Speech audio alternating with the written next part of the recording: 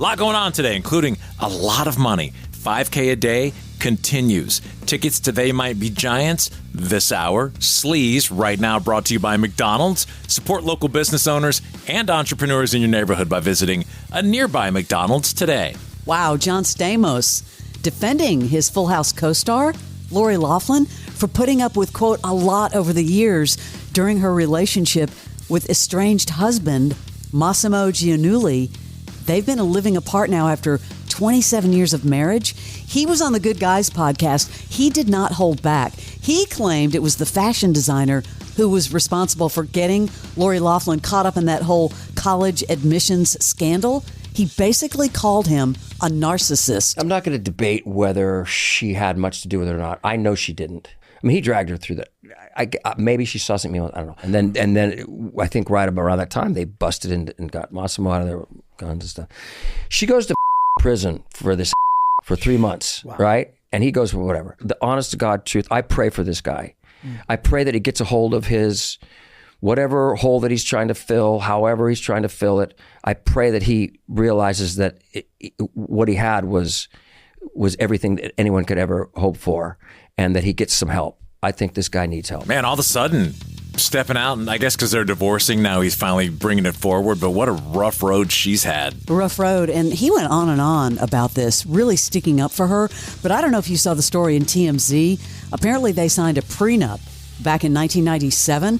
And people are like, she might not get any money. He's worth $100 million. That would be awful. Wow. He's worth $100 million? Oh, yeah. He's a fashion designer. And I mean, obviously, if you sign a prenup, but they've been together 27 years, come on. I thought in California it's pretty hardcore that it's really hard to get divorced. But yeah, that Hallmark money won't last forever. Interesting. Jennifer Aniston opening up a lot on the Armchair Expert podcast with Dax Shepard.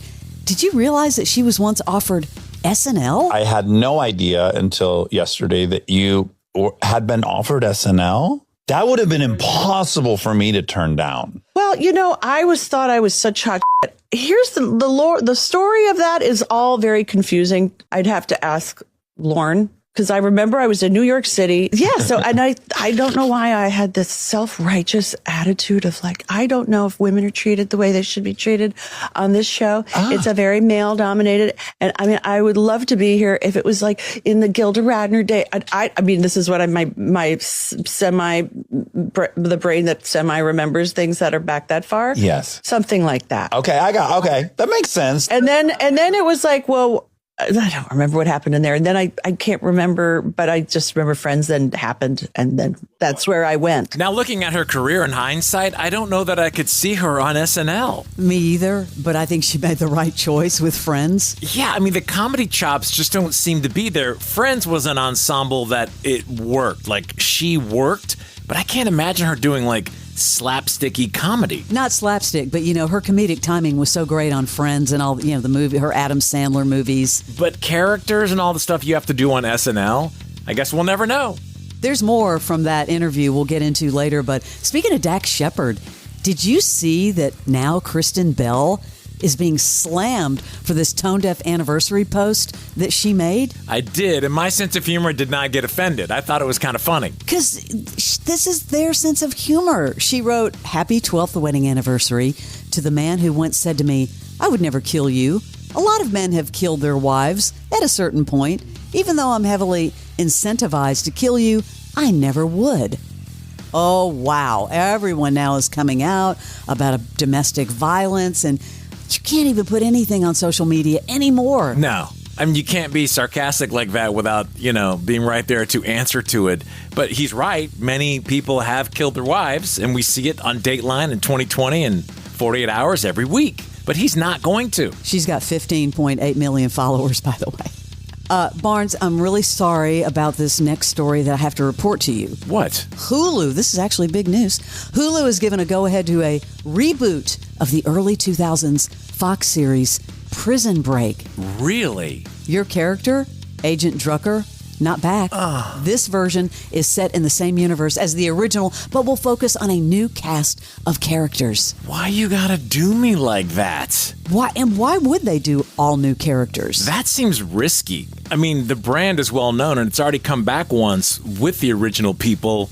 How could they? I mean, do you even understand why? That would be weird. I mean, I'm curious to see what the storyline is, but without those two dudes, that seems like a tough pull. They were so popular. And there were all kinds of social media rumors floating around, and they both answered and said, it ain't happening. So I guess they didn't even know. Interesting. This has been going on for like 6 months or so. They're talking about a new Prison Break greenlit, and even the two main stars didn't know, I guess. Hey, there's a new audio recording in the whole Justin Baldoni, Blake Lively saga. This one reveals his business partner trashing Blake's allegations of inappropriate behavior. This was a secretly recorded phone call. It's Claire Ayub. I guess she wrote and directed a film called Empire Waste from his production company. She says she recorded her chat with Wayfair's billionaire co-founder, Steve Sarowitz. I don't know. Because I wasn't there, so I don't know what it was like. I was. You were there. Was it bad? No. Oh, God. Justin never has a bad set. Yes, it was the worst set he's ever been on, but no, it wasn't bad. I was there on set. It was, Justin is really kind and loving, and he's like Rain. So you imagine Rain's running a set. It's just, it's the Baha'i set. It's never going to be like that. No, it was just, everything was made up. It was manufactured, and it was manufactured on purpose in order to take Justin down. It sucks. I'm sorry. I'm just sorry because I know the intentions of making the movie were with such a purpose. I'm sorry to have this going on. I'm hoping it didn't take Justin down. No, I'm hoping it's winding down. Fingers crossed. I think it's going, well, Hollywood's still got a hold of it. Yeah. Who recorded that call? She did. Man, everybody's got to get their business in. I mean, come on. They said that won't be televised, right? This trial? If it were televised, Fram would be glued. I mean, everyone would. There's so many angles to it. Didn't Taylor Swift just break up as godmother? She de-godmothered herself? She had to have. I mean, a lot of people think one of the songs on her album is about Blake. Who knows? I don't know. I just saw that story that she de-godmothered, if it's true, the child. How do you de-godmother? De-godmother. How do you do that? I don't know. That's your Celebrity Sleaze. And this is 99X. The United States Soccer Federation presents the U.S. Soccer Podcast. Searching for an inside look at the people, stories, and passion that fuel the state of soccer in America. Who's going to be the key man for the U.S. men's national team? First and foremost, they need to win. There's something so fun about being the underdog. You're playing with house money almost. But what does this success mean for the future of U.S. soccer? Ooh, you're getting deep now. This is where soccer will come to life. The U.S. Soccer Podcast. Follow and listen on your favorite platform.